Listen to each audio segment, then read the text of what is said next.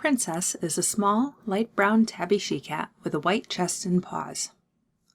She was part of a litter of kitty pets born to Nutmeg and Jake, and one of her litter mates was named Rusty. The kits, including Princess, were given away to different homes, though they weren't far away from each other, and Princess was still in contact with most of them, as well as their mother.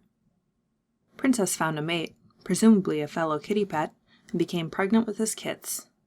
During this time, her brother Rusty found her, and explained that he now lived as a wild cat in the forest with the clan, and that his name was now Fireheart.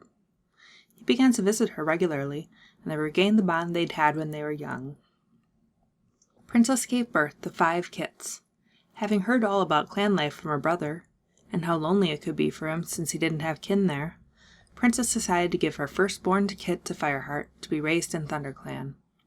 The kit was named Cloud Kit, and she eagerly awaited the day when she could see him again. Fireheart brought her son to see her once he'd been apprenticed, and she was pleased to see how big and strong he had grown. At the end of the visit, Cloudpaw suggested she join them in the forest, but Princess declined the offer, explaining that she was happy as a kitty pet, and that the warrior life wasn't for her. The 2 of them continued to visit her. She was constantly worried for their safety, especially after the forest fire when neither of them came for a while. She was so afraid that something had happened to them that she faced her fear of the forest to go out in search of them, and thankfully she found Fireheart, who explained that they were okay and that they were just busy rebuilding the camp. After Cloudtail became a warrior, they went to see her and brought Cloudtail's friend, who had just been given the name Lostface after being badly injured by a dog. Princess was horrified and sympathetic to the young she-cat, but Fireheart privately thought that her reaction didn't help matters. When they later warned her to stay in her garden to avoid BloodClan, Princess realized that things were very serious.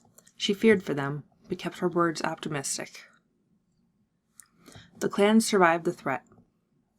As for Princess, a small yappy dog came to live in the house next door to her not long afterward, and she let it know that it was her territory by hissing at it until it ran for cover. The forest was destroyed by 2 legs, and the 4 warrior clans left. Princess never saw her brother or son again. We don't know if she got to say a proper goodbye to them, since the authors have suggested at different points that they did say goodbye, or that they didn't get a chance, and that Cody simply told her what happened. What we do know, however, is that she knew they left, and that they often thought of each other afterward.